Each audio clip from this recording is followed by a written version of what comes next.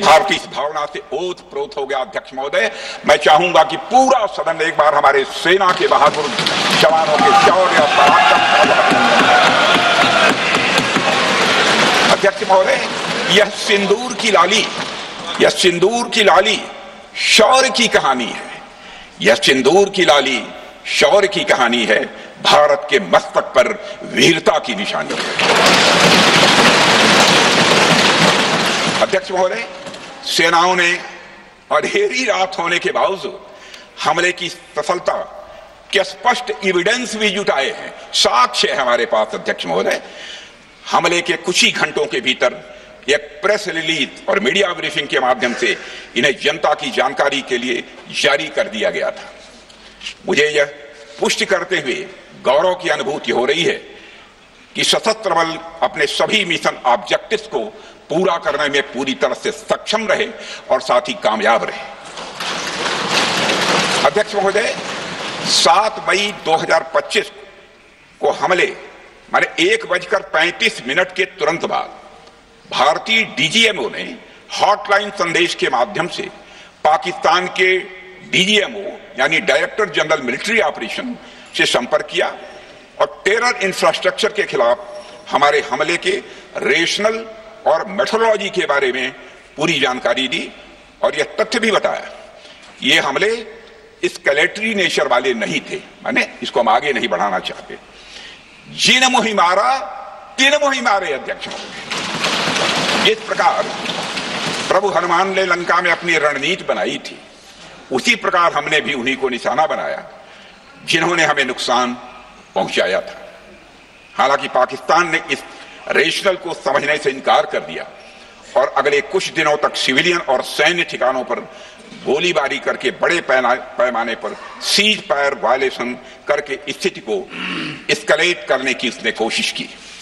अध्यक्ष महोदय, 7-8 मई 2025 की रात को क्लियरली आइडेंटिफाइड आतंकवाद संबंधी ठिकानों पर हमारे सफल ऑपरेशन के बाद, सफल हमले के बाद पाकिस्तान ने स्थिति को एस्केलेट कर दिया और अनमैन्ड एरियल सिस्टम और अन्य साधनों का उपयोग करके भारतीय वायुसेना के बेसेस, भारतीय वायुसेना के सेंसर्स और सेना के फॉर्मेशन हेडक्वार्टर से लेकर ब्रिगेडों तक पर भी उसने हमला कर दिया। हालांकि हमारी इंटीग्रेटेड एयर डिफेंस ग्रिड और काउंटर यूएस ग्रिड ने इन हमलों को सफलतापूर्वक विफल कर दिया। अध्यक्ष महोदय, यस-400 यमारसैन आकाश मिसाइल सिस्टम और एयर डिफेंस गन्स बहुत प्रभावी साबित हुई हैं। अध्यक्ष महोदय, इस एस्केलेशन पर हमारा जवाबी हमला स्विफ्ट, प्रोपोर्शनेट और नवातुला था। अध्यक्ष महोदय, जिसमें 8 मई 2025 को केवल चुनिंदा पाकिस्तानी एयर डिफेंस सिस्टम और सेंसर नेटवर्क को प्रिसीजन गाइडेड मिशन द्वारा म्यूनिशंस द्वारा जो है टारगेट किया गया। अध्यक्ष महोदय, हमारी कार्रवाई पूरी तरह से सेल्फ डिफेंस में थी, न तो वह प्रोवोकेटिव थी और न तो एक्सपेंशनिस्ट थी। पाक द्वारा ये हमले 7 मई 25 से लगातार चले और 10 मई 2025 को रात लगभग 1:30 पर पाकिस्तान ने बड़े पैमाने पर भारत के ऊपर मिसाइल, ड्रोन, रॉकेट और अन्य लॉन्ग रेंज वेपन्स का इस्तेमाल किया। इसके साथ साथ उन्होंने इलेक्ट्रॉनिक वॉरफेयर से जुड़ी टेक्नोलॉजीज का भी सहारा लिया। अध्यक्ष महोदय, उनके निशाने पर हमारे भारतीय वायुसेना के अड्डे, थल सेना के एम्यूनिशन डिपोज, हवाई अड्डे और मिलिट्री कैंट थे। अध्यक्ष महोदय, यह कहते हुए मुझे गौरव की अनुभूति हो रही है कि हमारे air defence system, counter drone system और इलेक्ट्रॉनिक इक्विपमेंट्स ने पाकिस्तान के इस हमले को पूरी तरह से नाकाम कर दिया। पाकिस्तान हमारे किसी भी टारगेट को हिट नहीं कर पाया। अध्यक्ष महोदय, और हमारे किसी भी इंपॉर्टेंट एसेट को नुकसान नहीं हुआ है। हमारी सुरक्षा व्यवस्था, अध्यक्ष महोदय, चाक चौबंद थी और हर हमले को हम लोग रोका गया। मैं इसके लिए भारतीय सेना के बहादुर सैनिकों की जमकर सराहना करता हूं, जिन्होंने दुश्मन के हर मंसूबे पर पानी फेर दिया। और अपने प्रतिपक्ष के मित्रों से भी कहना चाहता हूं, एक बार फिर से भारत के सेना के जवानों का कम से कम मेज थपथपाकर उनका अभिनंदन करिए। बहुत बहुत धन्यवाद। बहुत बहुत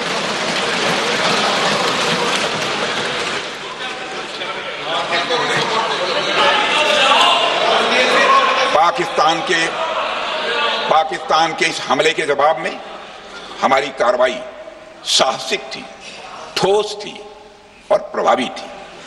भारतीय वायुसेना ने वेस्टर्न फ्रंट पर पाकिस्तान के हवाई अड्डों, command and control systems, military infrastructures और एयर डिफेंस सिस्टम को निशाना बनाया और इस मिशन को हमारी सेनाओं ने सफलतापूर्वक अंजाम देने में कामयाबी हासिल की।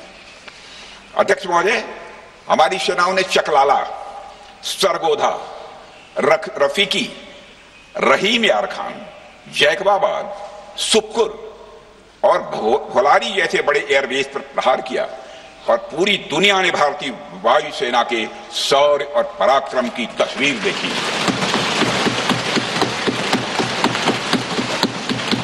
अध्यक्ष महोदय, ऑपरेशन सिंदूर ट्राई सर्विसेज कोऑर्डिनेशन का एक बेमिसाल उदाहरण था। जब भारतीय वायुसेना ने आसमान से हमले किए, हमारी थल सेना ने जमीन पर मोर्चा संभाल लिया। हमारे जवान नियंत्रण रेखा पर पूरी ताकत से डटे रहे और पाकिस्तान की हर हरकत का करारा जवाब दिया। अध्यक्ष महोदय, भारतीय नौसेना ने भी, लोग पूछते हैं भारतीय नौसेना का क्या रोल था, भारतीय नौसेना ने भी उत्तरी अरब सागर में अपनी तैनाती मजबूत कर दी। भारतीय नौसैनिकों ने पाकिस्तान को यह साफ संदेश दिया कि हम समुद्र से लेकर जमीन तक पाकिस्तान के हर महत्वपूर्ण ठिकानों पर प्रहार करने में न केवल सक्षम हैं बल्कि हम तैयार हैं। अध्यक्ष महोदय, इस ऑपरेशन का मकसद टेररिस्ट कैंप्स और उनके सपोर्टर्स को टारगेट करना, उन्हें नेस्त नाबूद करना था और यह साफ संदेश देना था कि भारत आतंकवाद के विरुद्ध जीरो टॉलरेंस रखता है। भारत ने कार्रवाई इसलिए रोकी क्योंकि कॉन्फ्लिक्ट के पहले और उसके दौरान जो भी पॉलिटिकल और मिलिट्री ऑब्जेक्टिव्स तय किए गए थे उसे हम पूरी तरह से हासिल कर चुके थे। इसलिए यह कहना, यह मानना कि यह ऑपरेशन किसी दबाव में रोका गया था, यह बेबुनियाद है और सरासर गलत है।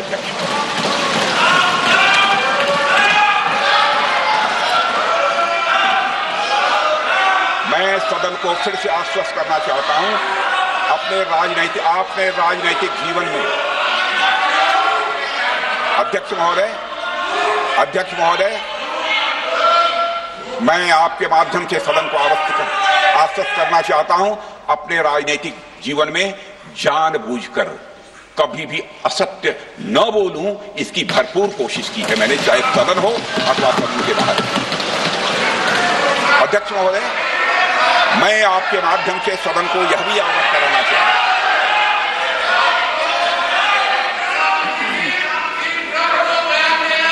प्लीज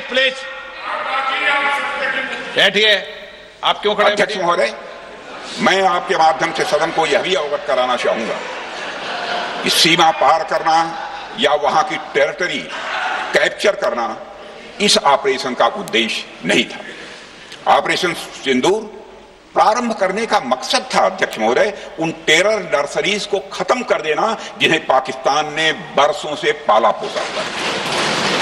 और यह ऑपरेशन उन मासूम परिवारों को न्याय दिलाने के लिए लॉन्च किया गया था जिन्होंने पाक स्पॉन्सर्ड टेररिस्ट अटैक्स में अपने प्रियजनों को खोया था।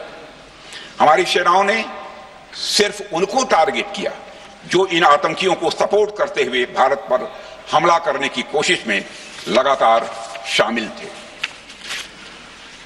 अध्यक्ष महोदय, ऑपरेशन सिंदूर का ओवरऑल पॉलिटिको मिलिट्री ऑब्जेक्टिव यह था कि आतंकवाद के रूप में प्रॉक्सी वार लड़ रहे पाकिस्तान को सजा दी जाए और इसी वजह से आर्म फोर्सेस को पूरी आजादी दी गई थी कि वे अपने टारगेट खुद चुने और करारा जवाब दें।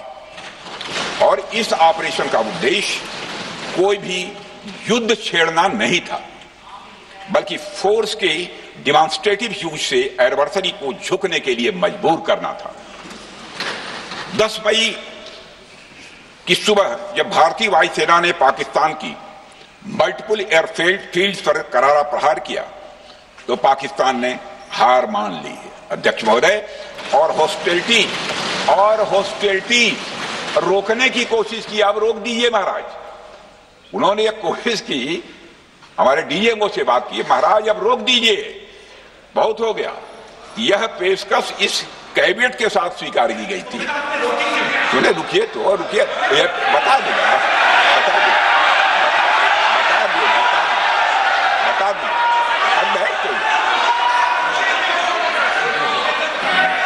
आपको मौका मिलेगा। यह क्यों रुका, इसका पहले ही मैं पूरी तरह से वर्णन कर चुका हूं अध्यक्ष महोदय। मैं नेता प्रतिपक्ष को बहुत सम्मान के साथ कहना चाहता हूं कि कृपया एक बार मेरा पूरा भाषण पूछ लें। आपको प्रश्न पूछने की पूरी आजादी है, आप पूछ सकते हैं, मैं उसका उत्तर दूंगा। अध्यक्ष महोदय, 10 मई की सुबह जब भारतीय वायुसेना ने पाकिस्तान की मल्टीपल एयरफील्ड पर करारा प्रहार किया तो पाकिस्तान ने हार मानी और हॉस्टिलिटी रोकने की उन्होंने पेशकश की। यह पेशकश इस कैबिनेट के साथ स्वीकार की गई हम लोगों के द्वारा कि यह ऑपरेशन केवल पाज किया गया है, स्थगित किया गया है। यह ऑपरेशन समाप्त नहीं हुआ है अध्यक्ष महोदय। अगर पाकिस्तान की ओर से भविष्य में कोई भी मिस एडवेंचर हुआ तो यह ऑपरेशन अध्यक्ष महोदय, मैं सदन को आश्वस्त करना चाहता हूं, दोबारा प्रारंभ हो।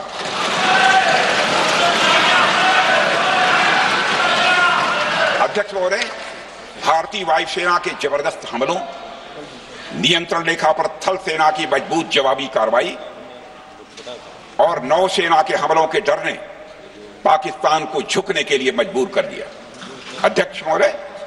और पाकिस्तान की हार उनकी एक सामान्य विफलता नहीं थी, बल्कि यह उसके सैन्य बल और मनोबल या दोनों की एक हार थी। 10 मई को पाकिस्तान के डीजीएमओ ने भारत के डीजीएमओ से संपर्क किया और सैन्य कार्रवाइयों को रोकने की अपील की।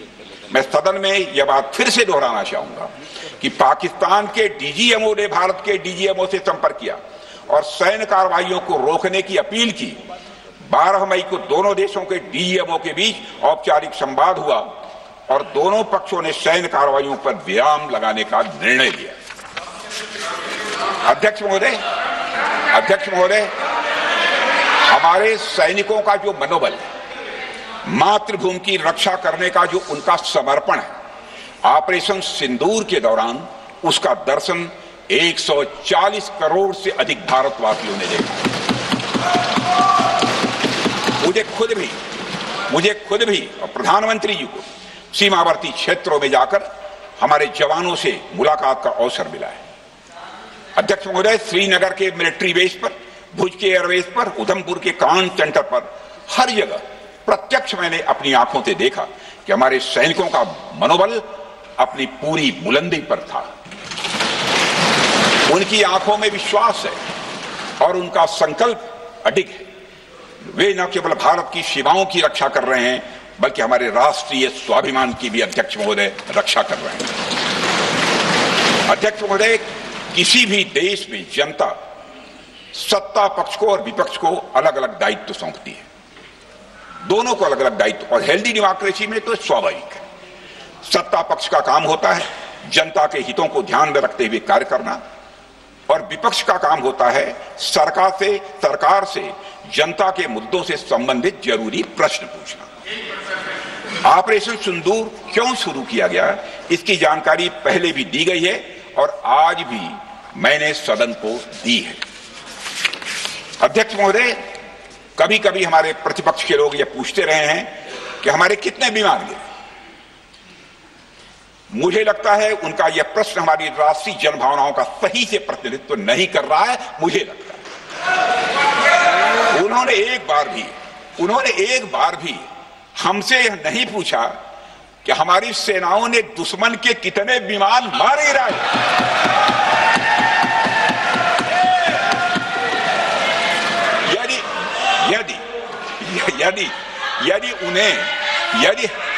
यदि उन्हें प्रश्न पूछना ही है अध्यक्ष महोदय, तो उनका प्रश्न यह होना चाहिए, क्या भारत ने आतंकवादी ठिकानों को तबाह किया? तो उसका उत्तर है हाँ।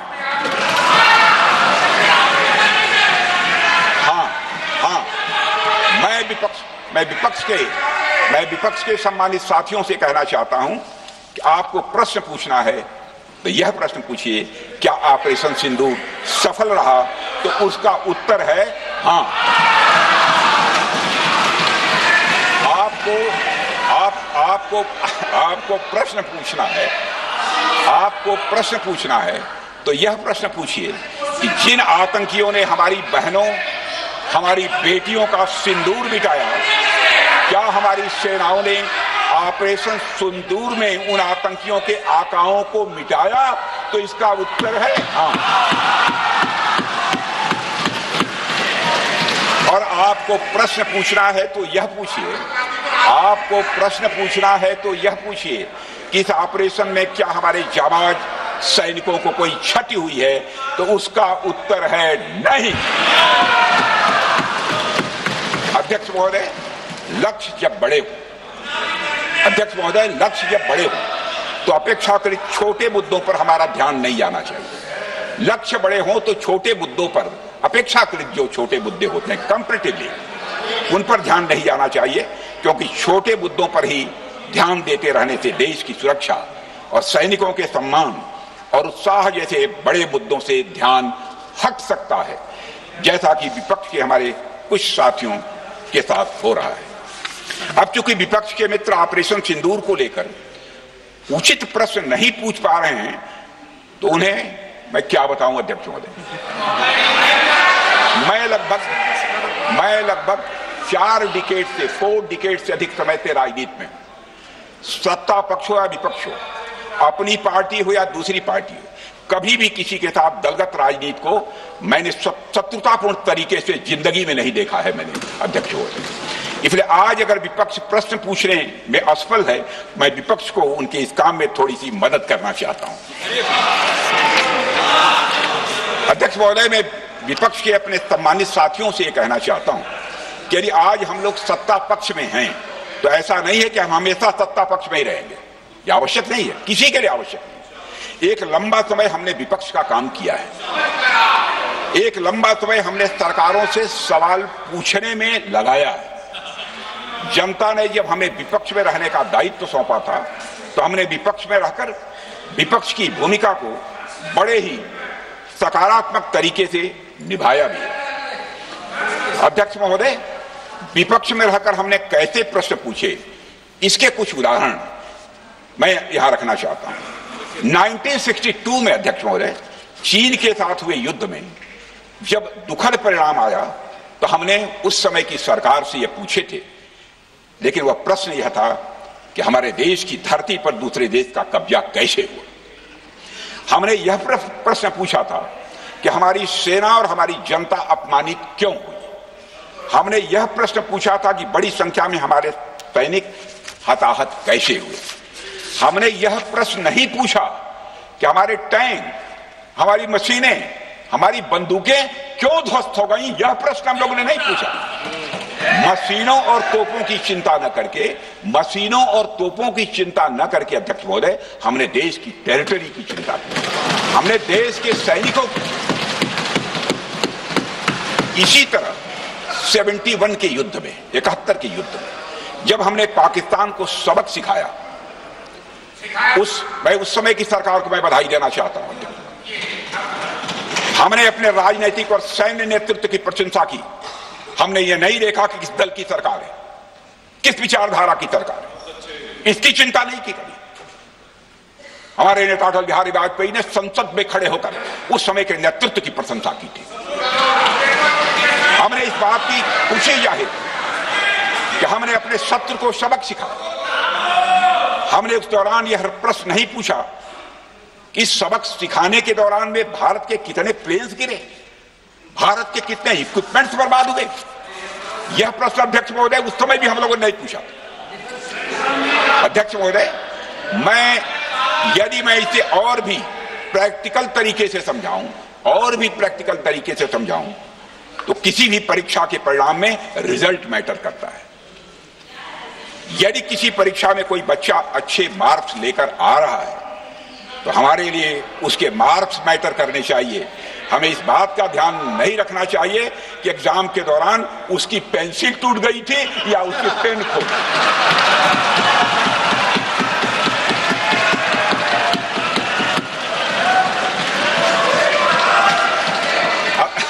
अध्यक्ष महोदय, अल्टीमेटली रिजल्ट मैटर करता है और रिजल्ट यह है, अध्यक्ष महोदय, अल्टीमेटली रिजल्ट मैटर करता है और रिजल्ट यह है अध्यक्ष महोदय कि ऑपरेशन सिंदूर के दौरान हमारी सेनाओं ने जो लक्ष्य निर्धारित किया था उन लक्ष्यों को पूर्ण रूप से प्राप्त करने में हमने कामयाबी हासिल की। अध्यक्ष महोदय, भारत हमेशा से पाकिस्तान सहित अपने पड़ोसी देशों से मित्रता और सौहार्द सहयोगपूर्ण संबंध का सदैव इच्छुक रहा है। इसके लिए भारत की सभी सरकारों ने ईमानदारी से प्रयास भी किए हैं। वह चाहे आदरणीय लाल बहादुर शास्त्री जी हों या अटल बिहारी वाजपेयी जी हों या हमारे स्वर्गीय मनमोहन सिंह जी हों या प्रधानमंत्री श्री नरेंद्र मोदी जी, सभी ने हमेशा चाहा है कि इस इलाके में शांति और समृद्धि बनी रहे। सभी ने यह चाहा। अध्यक्ष महोदय, यह बात हमारी सिविलाइजेशनल वैल्यूज के साथ मेल खाती है, इसलिए ऐसा हुआ। अध्यक्ष महोदय, पूरा विश्व जानता है कि पूर्व प्रधानमंत्री श्री अटल बिहारी वाजपेयी जी ने शांति का संदेश लेकर 1999 में लाहौर बस यात्रा की थी। वह सिर्फ एक यात्रा नहीं थी, वह यात्रा भारत की संस्कृति और शांति की प्रतीक थी। यह हमारे भारत की प्रकृति थी। लाहौर पहुंचकर श्री अटल बिहारी वाजपेयी जी ने मीनारे पाकिस्तान पर विजिटर्स रूप में जो लिखा था, जिसका जिक्र लोग आज भी करते हैं, और उन्होंने लिखा था, उसकी मैं चर्चा करता हूं। उन्होंने लिखा था कि मीनारे पाकिस्तान से मैं पाकिस्तान की जनता को यह विश्वास दिलाना चाहता हूं कि भारत अस्थायी शांति और मित्रता का आकांक्षी है। मैंने पहले भी कहा है और फिर भी कहता हूं, एक स्थिर और समृद्ध पाकिस्तान भारत के हित में है, इसमें कोई संदेह नहीं होना चाहिए। अध्यक्ष महोदय, यह हमारी सोच थी, यह हमारी शांति की पहल थी। यह पहल हमारी हजारों साल पुरानी सांस्कृतिक चेतना, हमारी नैतिक शक्ति और हमारी सभ्यता के उन मूल्यों से निकली थी जो शांति को शक्ति मानती है। अध्यक्ष महोदय, लेकिन हमारे शांति के प्रयास को हमारी नाइविटी, उदारता या सरलता समझ लिया गया। जब हम शांति के लिए कदम बढ़ा रहे थे, उसी वक्त पाकिस्तान कारगिल में घुसपैठ की साजिश रच रहा था। हम दोस्ती के राह पर थे तो वो षड्यंत्र की राह पर था। जब हम मामला खुलकर सामने आया तो हमारे वीर सैनिकों ने इस घुसपैठ के खिलाफ कार्रवाई करना प्रारंभ किया, और जब भारत की जीत सामने दिखाई दे रही थी तो पाकिस्तान ने परमाणु युद्ध की धमकी दे डाली। अध्यक्ष महोदय, तब हमारे तत्कालीन प्रधानमंत्री आदरणीय अटल बिहारी वाजपेयी जी ने कहा था, पाक सेना के परमाणु हमले से भारत का तो कुछ नहीं बिगड़ेगा, लेकिन पाकिस्तान दूसरे दिन का सूरज नहीं देख पाएगा।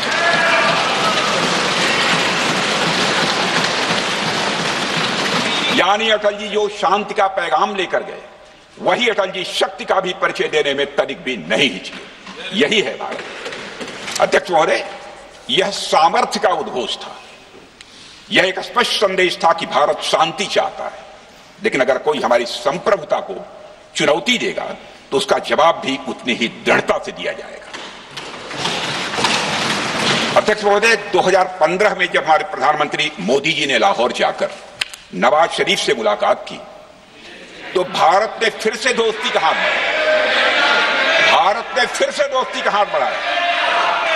अध्यक्ष महोदय, हम वाकई में शांति की राह पर चलना चाहते थे, क्योंकि हमारी मूल प्रकृति बुद्ध की है, युद्ध की नहीं है। हमारी सरकार ने भी पाकिस्तान के साथ शांति स्थापित करने के अनेक प्रयत्न किए हैं, लेकिन बाद में हमने 2016 में सर्जिकल स्ट्राइक से, 2019 में बालाकोट में एयर स्ट्राइक से और 2025 के ऑपरेशन सिंदूर से हमने शांति स्थापित करने का दूसरा रास्ता अपनाया है। अध्यक्ष महोदय, अब हमारे प्रधानमंत्री श्री नरेंद्र मोदी जी और हमारी सरकार का स्टैंड बिल्कुल क्लियर है कि टेररिज्म और टॉक्स ये दोनों साथ नहीं चलते, क्योंकि सभ्य मुल्कों के बीच बातचीत होती है अध्यक्ष महोदय, लोकतांत्रिक देशों में बातचीत होती है, पर एक ऐसा देश जिसके वजूद में लोकतंत्र का एक कतरा भी न हो और सिर्फ रिलीजियस फैनेटिसिज्म, टेररिज्म और हेट्रेड अगेंस्ट इंडिया हो, उसके साथ संवाद किसी भी सूरत में नहीं किया जा सकता, क्योंकि टेररिज्म की भाषा जो अध्यक्ष महोदय होती है वह खून, डर और नफरत है, संवाद नहीं। गोलियों की आवाज में संवाद की आवाज दब जाती है। जहां खून बहता है वहां बातचीत की गुंजाइश अध्यक्ष महोदय नहीं बचती। अध्यक्ष महोदय, पाकिस्तान की वर्तमान स्थिति अब जग जाहिर है। जिस देश ने आतंक को अपनी विदेश नीति का औजार बना लिया वह अंततः अपने ही जाल में फंस जाता है। पाकिस्तान की नीति और चरित्र को लेकर कोई भ्रम नहीं रहना चाहिए। यह एक ऐसा देश है जो वैश्विक आतंकवाद की नर्सरी है और उन्होंने इसको अपनी स्टेट पॉलिसी का भी एक आधार बनाया हुआ है। अध्यक्ष महोदय, ऑपरेशन सिंदूर के दौरान पूरी दुनिया ने देखा है कि पाकिस्तान में सरकार आतंकवादियों के लिए स्टेट फ्यूनरल का इंतजाम कर रही है और सैन्य अधिकारी भी आतंकवादियों के जनाजे में भाग लेते हैं। यह वही देश है जो सीमा पर सैनिकों से लड़ने का साहस नहीं जुटा पाता, इसलिए निर्दोष नागरिकों, बच्चों और तीर्थ यात्रियों को आतंकवाद का निशाना बनाता है। पाकिस्तान की सेना और आईएसआई आतंकवाद को एक प्रॉक्सी वार के रूप में अध्यक्ष महोदय इस्तेमाल करती हैं और उसके सहारे वे भारत को डिस्टेबलाइज करने का सपना देखती है। अध्यक्ष महोदय, मैं लोकतंत्र के मंदिर में खड़े होकर यह बात कह रहा हूं कि भारत को 1000 कट्स देने का सपना पालने वालों को नींद से जग जाना चाहिए।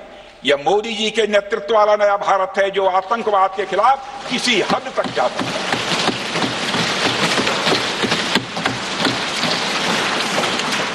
अध्यक्ष महोदय, आप भारत का इतिहास जानते हैं। देखिए, हमने कभी भी किसी की 1 इंच जमीन पर आज तक कभी कब्जा नहीं किया है।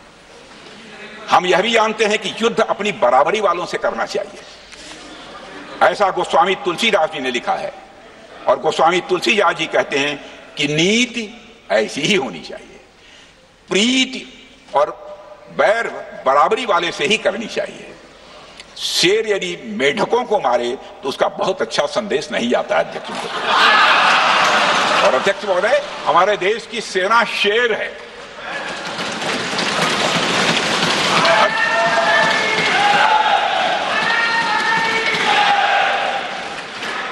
अध्यक्ष महोदय, पाकिस्तान जैसा देश जो साइज, सामर्थ्य, शक्ति और समृद्धि में हमारे आसपास भी नहीं है, उस मुल्क से कैसा मुकाबला?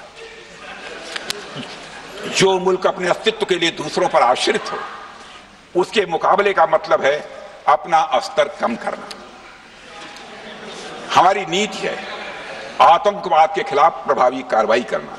हमारा पाकिस्तान विरोध उनकी आतंकवाद की नीति के कारण है, इसलिए पाकिस्तान से हमारा विरोध है। अध्यक्ष महोदय, हम अगर शांति की आशा के लिए हाथ बढ़ाना जानते हैं तो अशांति फैलाने वाले हाथों को उखाड़ना भी जानते हैं। अध्यक्ष महोदय, अगर शांति के प्रयास करना हम जानते हैं तो दुष्टों को जो भाषा समझ में आए उसी भाषा में समझाना भी जानते हैं। सठे साक्ष्यम समाचरे, अर्थात दुष्ट के साथ दुष्टता का ही व्यवहार करना पड़ता है कभी कभी। अध्यक्ष महोदय, हमने भगवान कृष्ण से सीखा है कि शिशुपाल की 100 गलतियां माफ की जा सकती हैं, पर अंत में धर्म की रक्षा के लिए सुदर्शन चक्र उठाना ही पड़ता। हमने पार्लियामेंट का अटैक सहा है अध्यक्ष महोदय, 2008 का मुंबई अटैक सहा है, झेला है, लेकिन अब हमने कह दिया है इनफ इज इनफ। अब हमने सुदर्शन चक्र उठा लिया है अध्यक्ष महोदय। अध्यक्ष महोदय, हमारी प्रवृत्ति भगवान राम और भगवान कृष्ण से प्रेरित है, जो हमें शौर्य भी सिखाती है और धैर्य भी सिखाती है। इस सीख का अध्यक्ष महोदय, इस सीख का हम प्रधानमंत्री नरेंद्र मोदी जी के नेतृत्व में हमारी विदेश और अपनी रक्षा नीति में सीधा प्रयोग कर रहे हैं। आज भारत पहले दोस्ती का हाथ बढ़ाता है, लेकिन अगर कोई देश धोखा दे तो उसकी कलाई भी मरोड़ना जानता है। अध्यक्ष महोदय, हमारी नीति स्पष्ट है कि हमने एक समय लाहौर बस यात्रा की भाषा में बात की थी, तो पाकिस्तान ने हमारी उस भाषा को नहीं समझा, तो अब हम उन्हें बालाकोट स्ट्राइक की भाषा में जवाब देंगे। अध्यक्ष महोदय, भारत के लिए शांति हमारी प्रायोरिटी है, हमारी प्राथमिकता है, और हमारी शक्ति उसका आधार है। भारत के लिए शांति प्राथमिकता है और हमारी शक्ति उसका आधार है। यह शक्ति हमारे सामर्थ्य से पैदा हुई है अध्यक्ष महोदय, और यह सामर्थ्य पिछले 11 साल में कई गुना बढ़ गया है। मैं ये नहीं कहता हूं पहले नहीं था, पहले था, लेकिन अब कई गुना बढ़ गया है। आज भारत विश्व की चौथी सबसे बड़ी अर्थव्यवस्था है, और अभी आई मॉर्गन स्टैनली के रिपोर्ट के मुताबिक 2028 तक विश्व की तीसरी सबसे बड़ी अर्थव्यवस्था बनने की ओर भारत चल रहा है। अध्यक्ष महोदय, आर्थिक उन्नति के साथ साथ भारत के रक्षा क्षेत्र में 2014 से उल्लेखनीय परिवर्तन, रिमार्केबल चेंज आया है। आज का भारत डिफेंस सेक्टर में आत्मनिर्भरता, सेल्फ रिलायंस और स्वदेशी उत्पादन की दिशा में तेजी से आगे बढ़ रहा है। अध्यक्ष महोदय, आज हम हर दृष्टि से समर्थ भी हैं और सक्षम भी हैं। अध्यक्ष महोदय, मैं सदन को यह भी जानकारी देना चाहता हूं, उसके बाद जब प्रश्न पूछा गया हमारे सारे चीफ से, सीडीएफ से, डिफेंस सेक्रेटरी से, क्या ऑपरेशन के लिए तैयार हैं, क्षण भर की देर नहीं लगाई, सबने बोला यस सर। अध्यक्ष महोदय, ऑपरेशन सिंदूर हमारे सामर्थ्य का ही प्रतीक था, जिसमें हमने दिखा दिया कि अगर कोई हमारे नागरिकों को मारेगा तो भारत चुप नहीं बैठेगा। भारत की आत्मरक्षा के लिए हमारा राजनीतिक तंत्र और नेतृत्व बिना किसी दबाव के काम करेगा। हमारी मिसाइल फिजिकल सीमाएं लांघेंगी अध्यक्ष महोदय, और हमारे वीर सैनिक दुश्मन की कमर तोड़ेंगे। अध्यक्ष महोदय, हम आतंकवाद को उसके हर रूप और स्वरूप में पूरी तरह समाप्त करने के लिए पूरी तरह से प्रतिबद्ध हैं, और इस संदर्भ में हमें एक महत्वपूर्ण बात समझनी होगी। Pakistan sponsored terrorism is not random madness, there is a method in this madness. यह एक सुनियोजित रणनीति है, यह एक फंडामेंटल रेज है। अध्यक्ष महोदय, प्रसिद्ध लेखक वीएस नायपाल ने सही कहा था, पाकिस्तान में होना एक ऐसी अल्टरनेट और कंट्रास्टिंग रियलिटी है, where war is peace, freedom is slavery, ignorance is strength. यानी यहां युद्ध ही शांति है, गुलामी ही स्वतंत्रता है, और जिहालत यानी अज्ञानता ही ताकत है। अध्यक्ष महोदय, इसलिए पाकिस्तान द्वारा प्रायोजित आतंकवाद कोई पागलपन नहीं है। पाकिस्तान द्वारा प्रायोजित आतंकवाद कोई पागलपन नहीं है, यह एक सोची समझी साजिश का हिस्सा है। यह एक ऐसी प्रक्रिया है जो आतंक को एक पॉलिटिकल टूल की तरह इस्तेमाल करती है। यह सिर्फ आतंकवाद नहीं, यह एक टूल किट है, एक ऐसा टूल किट जिसे पाकिस्तान की सेना और उसकी एजेंसियां एक नीति के तहत अपनाए हुए हैं। This toolkit is in opposition to civilized code of conduct that the rest of the world prefers to abide by. यानी यह टूल किट उस सिविलाइज्ड कोड ऑफ कंडक्ट के खिलाफ है जिसे दुनिया का हर जिम्मेदार देश मानता है। अध्यक्ष महोदय, यह एक कट्टरपंथी सोच की उपज है जिसमें सहिष्णुता के लिए कोई जगह नहीं। हमारा पाकिस्तान के साथ कोई सीमा का संघर्ष नहीं अध्यक्ष महोदय, बल्कि यह सभ्यता बनाम बर्बरता का संघर्ष है। सभ्यता बनाम बर्बरता का संघर्ष।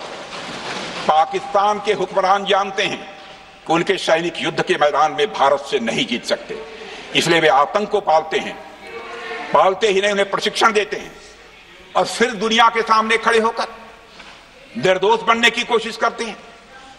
अध्यक्ष महोदय, पाकिस्तान दोहरे मापदंड और झूठ की बुनियाद पर खड़ा हुआ एक ऐसा देश है जो अब फेल्ड स्टेट के तौर पर उस देश को ही आतंक से पीड़ित मान लेना कितना बड़ा स्ट्रेटेजिक ब्लंडर है। अध्यक्ष महोदय, आतंकवाद के खिलाफ हमारी लड़ाई अब केवल सीमा पर नहीं है, बल्कि वैचारिक मोर्चों पर भी लड़ी जा रही है। इसी उद्देश्य से प्रधानमंत्री जी कई हाई लेवल डेलीगेशंस का गठन भी उन्होंने किया था, जिसमें हमारे लगभग अधिकांश दलों के सम्मानित सदस्य उसमें शामिल थे। उसमें विभिन्न राजनीतिक दलों के रिप्रेजेंटेटिव शामिल थे और सचमुच इस समिति ने वैश्विक मंचों पर जाकर भारत की बात बहुत ही प्रभावी तरीके से रखी और आतंकवाद के विरुद्ध वैश्विक समर्थन को उन्होंने मजबूत किया। अध्यक्ष महोदय, मैं उन सभी डेलीगेशन के सम्मानित सदस्यों के प्रति शीश झुकाकर आभार व्यक्त करना चाहता हूं, जिन्होंने भारत का आतंकवाद के खिलाफ स्टैंड तथा जीरो टॉलरेंस की पॉलिसी और ऑपरेशन सिंदूर के बारे में दुनिया के देशों को सही तरीके से अवगत कराया, प्रभावी तरीके से अवगत कराया। अध्यक्ष महोदय, ऑपरेशन सिंदूर को लेकर सर्वदलीय बैठक भी हुई। I am very happy to tell the House that during Operation Sindoor, all the political parties of the country kept aside all ideologies and differences and showed solidarity with the nation, with the soldiers and with the government. फिर इसके लिए आभार व्यक्त करता हूं। मुझे लगता है यही इस देश के लोकतंत्र की खूबसूरती है।